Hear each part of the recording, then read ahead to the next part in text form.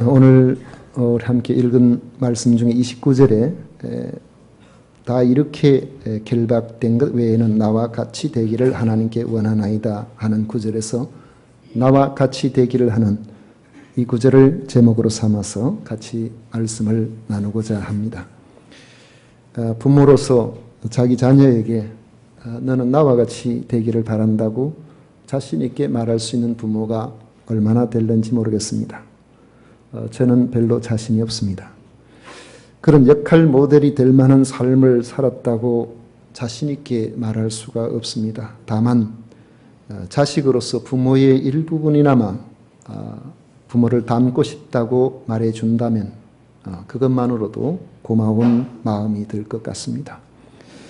우리가 누군가에게 나와 같이 되기를 바란다고 말하는 것은 정말 쉽지 않습니다. 그런데 바울은 당대 사람이 가지고 싶어하는 모든 부귀영화를 다 가지고 있는 사람들에게 나와 같이 되기를 하나님께 원하나이다라고 했습니다. 과연 이런 당당함, 이런 자부심이 어디에서 왔을까요? 아그리파 왕 앞에서 간증한 내용에서 본 것처럼 부활하신 예수님과의 만남 때문입니다. 그리스도인들을 박해하려고 다메섹으로 올라가다가 만난 부활하신 예수님은 바울의 생애를 완전히 180도로 방향을 전환하게 만들었습니다. 사도행전 9장 19절 이하에 보면은 사울이 다메섹에 있는 제자들과 함께 며칠 있을 새 즉시로 각 회당에서 예수가 하나님의 아들이심을 전파하니 듣는 사람이 다 놀라 말하되 이 사람이 예루살렘에서 이 이름을 부르는 사람을 멸하려 하던 자가 아니냐. 여기 온 것도 그들을 결박하여 대제사장들에게 끌어가고자 함이 아니냐 하더라.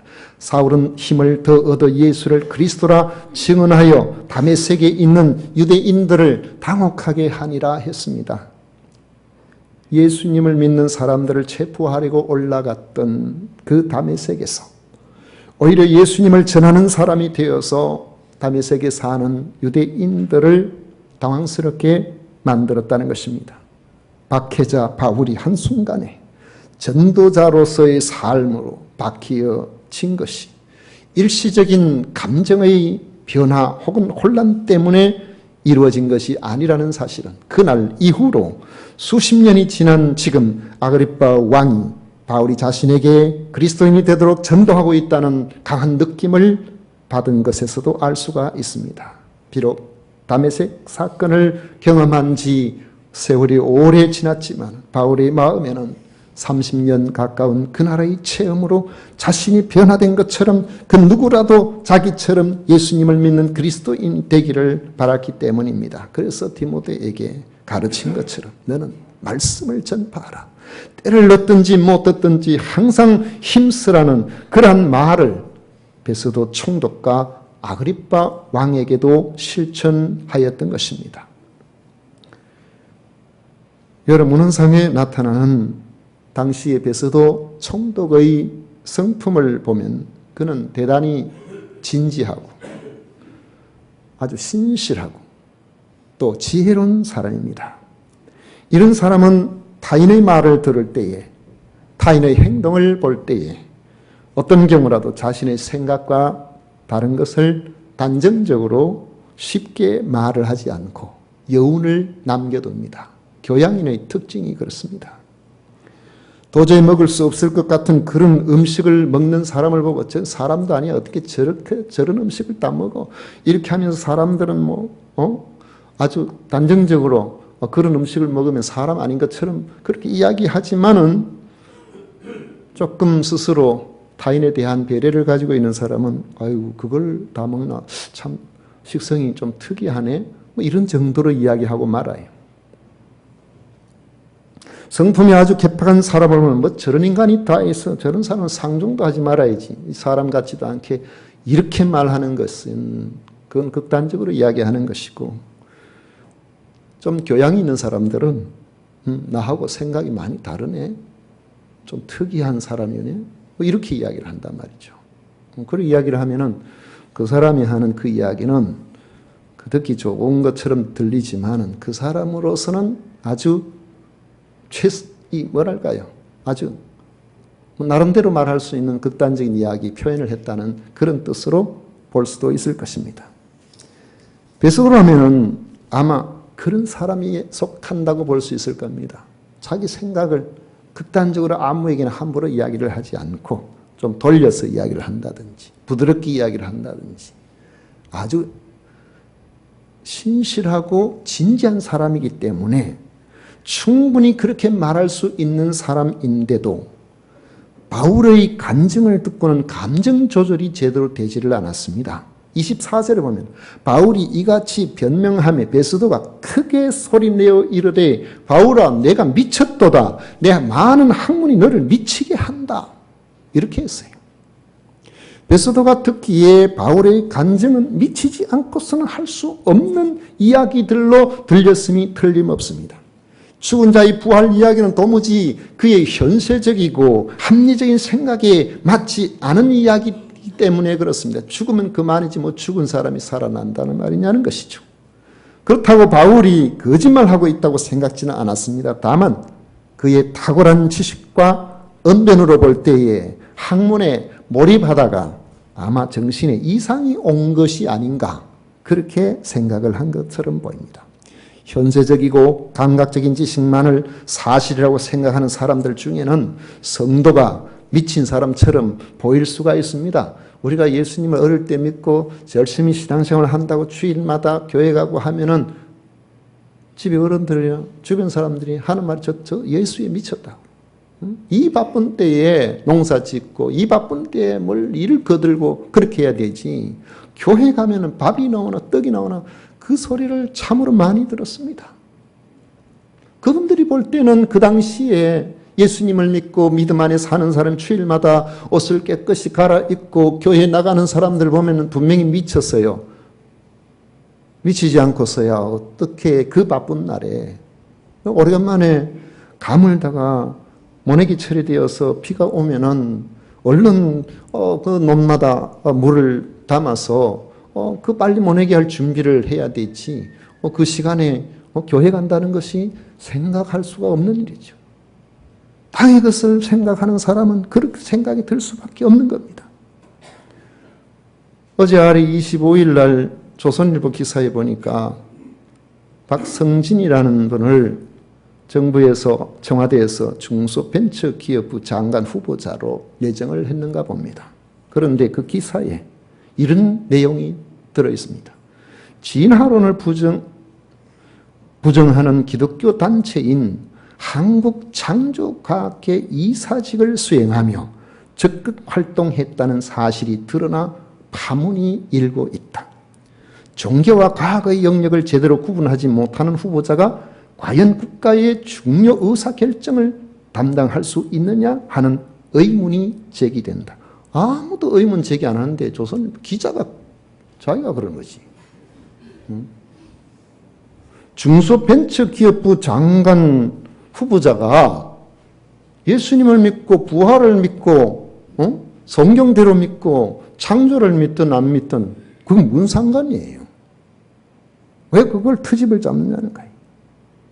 이전에 과학기술정보통신부 장관도 내정되었을 때에 이 유영민이라는 분인데 정부에서 장관 임명을 강행을 했습니다만 그분도 국회 인사청문회에서 진화론에 대한 그의 나름대로의 이분은 신앙인이니까 거기에 대해서 분명히 입장을 밝히지 않았다고 뭐 구설수에 오른 적이 있다라고 그런 식으로 이야기를 하고 있는데 기자의 의도가 극명하게 드러나는 기사 아닐까요?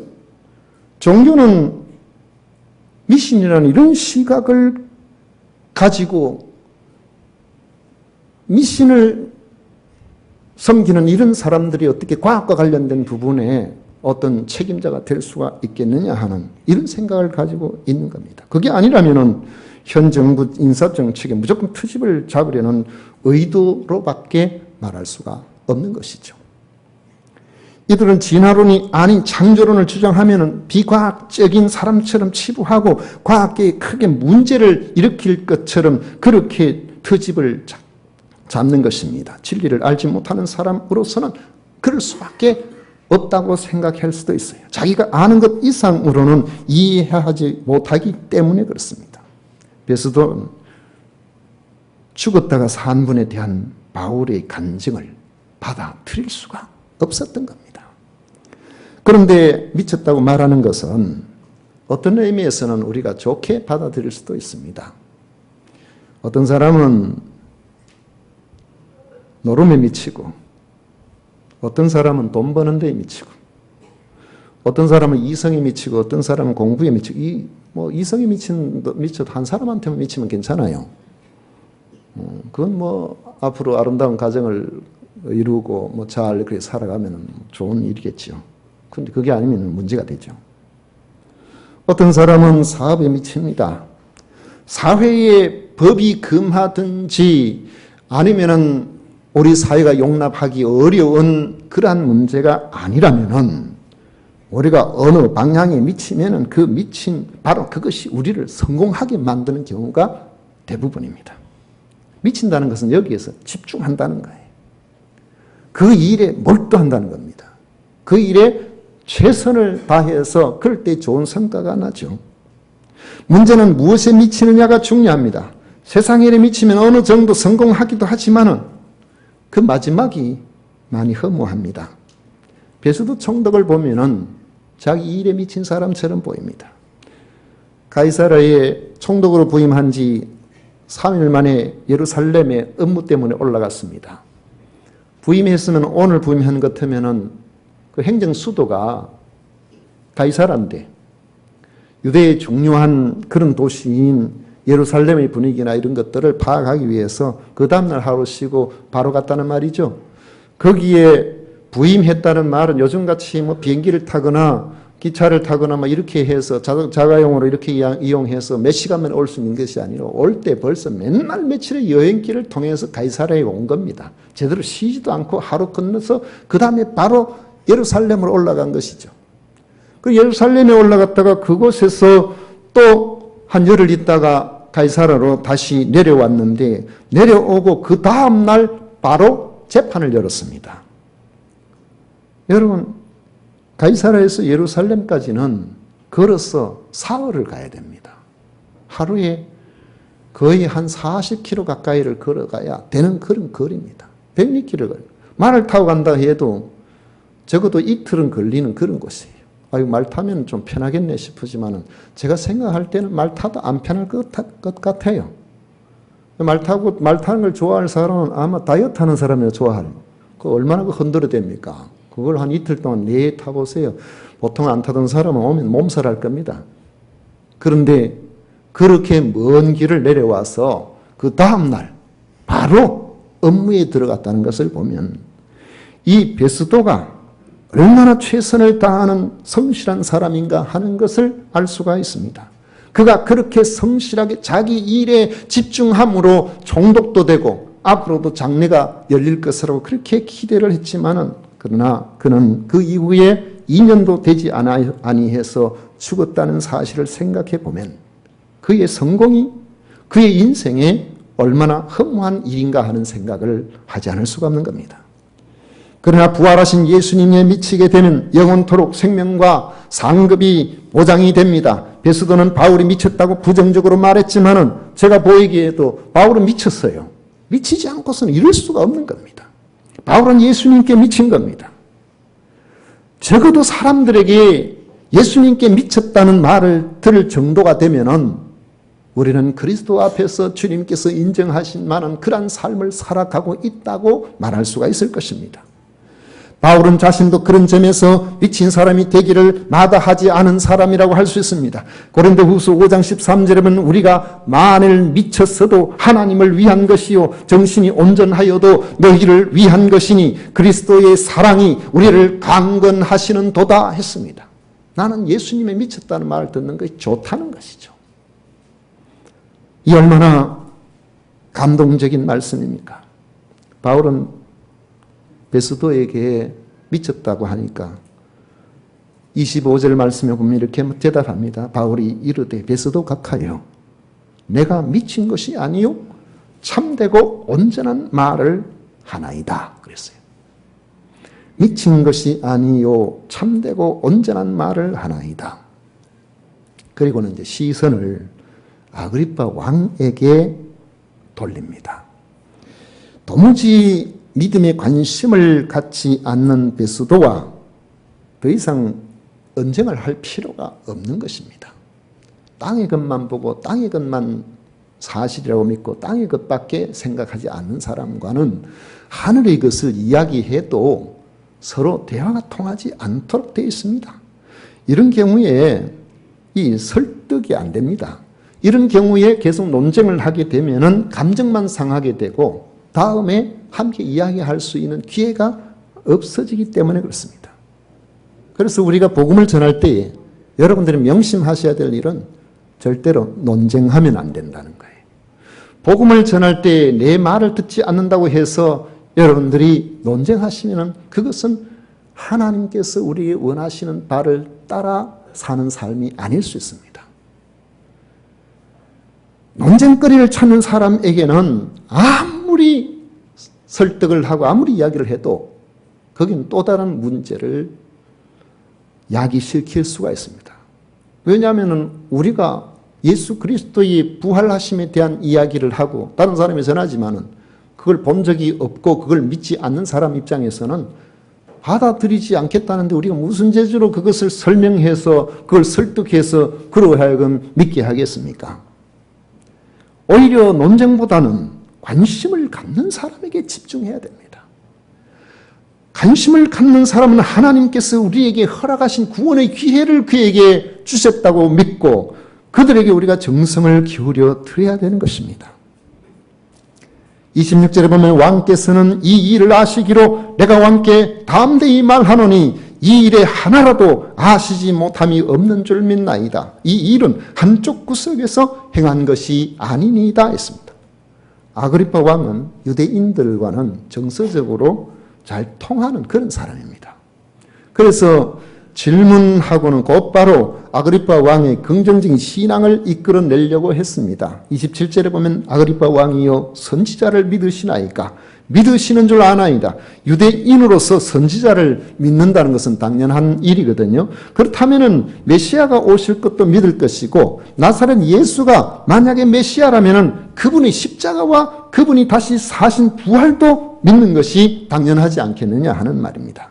왕은 마지못해서 대답을 합니다. 28절에 보면 내가 적은 말로 나를 권하여 그리스도인이 되게 하려 하는도다. 아그리빠는 베스도 앞에서 자기가 말하기가 곤란하다고 느끼고는 너가 지금 몇 마디 말로 나를 설득하려고 하느냐 하고서는 적당하게 넘어가려고 한 것이죠. 하지만 복음을 받을 때 이런 태도는 절대로 옳지 않습니다.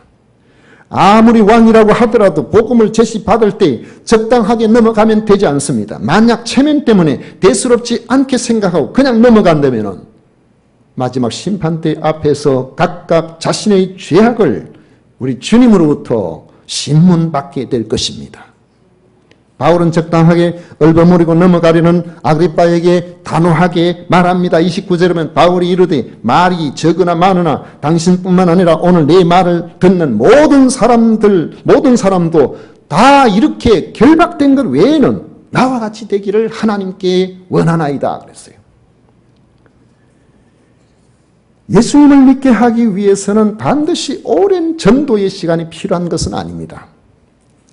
어떤 사람은 복음을 전하면 금방 받아들이지만 어떤 사람은 수십 년이 지나도 결단하지 못하는 그런 사람들이 있습니다. 바울은 다메섹 사건을 경험하고 한순간에 그리스도인이 되었습니다. 이후에 바울이 전하는 복음을 들은 사람들 중에 수많은 사람들이 오랜 시간을 걸리지 않고 그 복음을 받아들여서 그리스도인으로서 살았습니다. 그런데 이 베스도 총독 앞에 있었던 벨릭스 총독과 같이 바울이 전하는 복음에 두려움이 오고 관심이 있어서 이야기를 들었지만 결단하지 않았어요. 나중에 다시 한번 이야기해보자 그랬습니다. 그걸 2년 동안은 했습니다. 그러나 2년 동안에 벨릭스가 바울의 전도를 받고 복음을 받아들였다는 기록은 없습니다. 그의 마음이 처음 들을 때는 두려움으로 그렇게 다가왔지만 자꾸 듣다 보니까 무감각해져 버린 거예요. 자꾸 들으니까 이제는 그게 그건가 이렇게 생각하고 호기심도 없어져 버린 겁니다. 아그리빠에게 필요한 것은 장시간의 가르침이 아니라 그날 결단하는 겁니다. 이후에 누가 아그리빠를 만나서 또 복음을 전해주겠습니까? 그렇게 감동적인 간증을 듣고도 결단하지 못하는데 누가 그에게 결단할 만큼 감동을 주어서 도움이 되도록 해주겠습니까? 바울은 죄수의 모양으로 결박된 것 외에는 자기처럼 예수님을 믿어 구원 없는 사람이 되기를 원한다고 한 것입니다.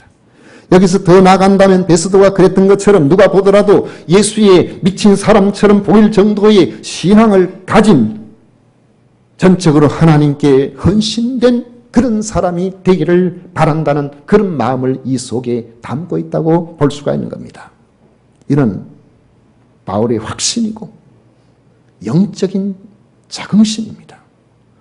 우리의 신앙도 그냥 뜨뜻미지근하게 물에 물 탄 듯이 이러한 신앙이 아니라 누구 앞에서도 나는 예수님을 그리스도로 믿습니다.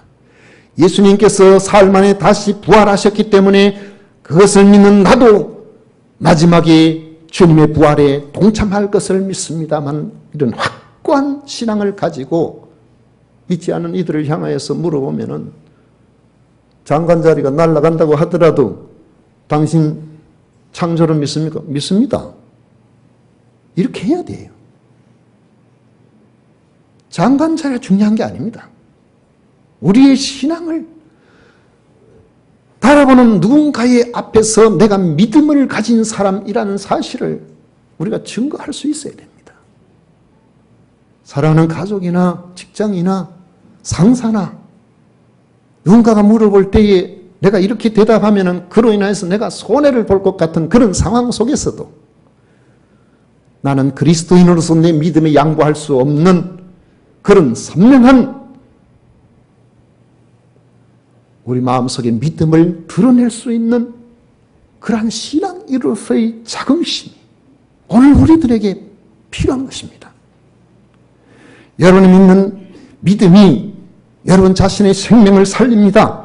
여러분이 믿는 믿음이 여러분이 만나는 사람들을 죄에서 구원해 영생의 길을 가게 만들어줍니다. 부활하신 나사렛 예수가 하나님이 보내신 구원자이시고 그리스도이심을 믿는 믿음이야말로 절망 가운데 빠진 사람에게 소망을 주는 마지막 보루가 되기 때문에 그렇습니다.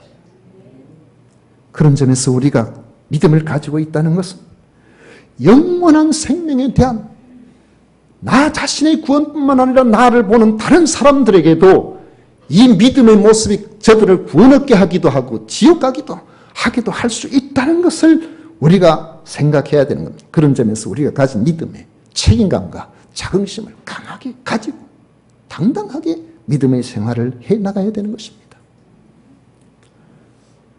제가 언젠가 말씀을 드린 적이 있었습니다마는 이전 교회에 있을 때에 장로님으로부터 제가 들은 이야기예요. 지금 돌아가셨지만 그 장로님이 하시는 말씀이 그 지역에 어떤 아주 잘 사는 그런 아주머니가 있었는데 그 아주머니가 그 지역에서는 땅이 제일 많았답니다. 그러니까 땅이 많으니까 사람을 불러다가 일도 하지만은 주인이 일 안 할 수가 없잖아요. 맨 날이면 날마다 들에 나가서 밥 메고 밭에 여러 번 밥 메보셨으면 아시겠지만은 일주일만 있으면 풀나요 또. 맸는데 또 풀라고 그러잖아요. 주인 발자국 소리 듣고 풀이 딱 엎드려 있다가 주인 발자국 딱 떠나고 나면 그만 또 고기를 쏙 내면 그게 잡초거든.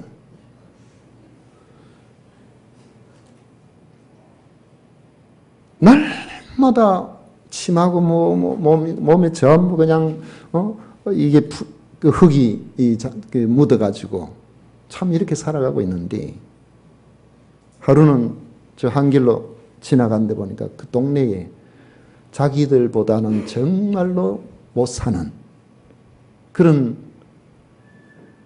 외부에서 들어온 지 몇 년 안 됐는 그런 아주머니가 하얀 옷을 입고 성경책을 끼고 교회를 가는 것을 본 겁니다. 아, 오늘 참 주일이네. 순간 생각해 보니까 세상에 저렇게 못 사는 사람도 주일이 되면은 옷을 깨끗이 빨아서 풀로 먹여서 다려가지고 빳빳하게 해가지고 저렇게 아름다운 모습으로 저렇게 가고 있는데 나는 365일 맨날 밭에서 이게 뭐 하는 짓입니까?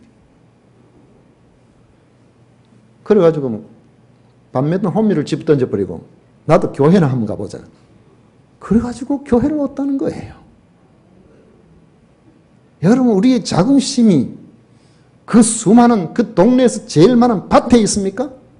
아니면 내가 가지고 있는 나를 영원하게 살게 만드는 생명 되시는 예수 그리스도에 있습니까? 우리 자신을 돌아봐야 되는 거예요. 겉으로 보면 베스도 총독과 아그리파 왕 그리고 사회적 전원 인사들에 둘러싸여 있는 바울이 가장 초라하게 보일 수도 있겠지만 사람다운 삶과 그 삶에 대한 사명감에 대한 이런 확신과 자긍심에 있어서는 바울을 따라올 그런 사람이 그 자리에는 아무도 없었던 것입니다. 다른 사람들은 시간의 흐름 속에서 그가 추구하던 세상의 모든 것들을 함께 다 세월 속에 사라져 버렸지만은 나와 같이 되기를 원한다는 바울은 지금도 우리에게 성령 안에서 강력한 도전을 주면서 우리의 존경을 받고 있는 것입니다.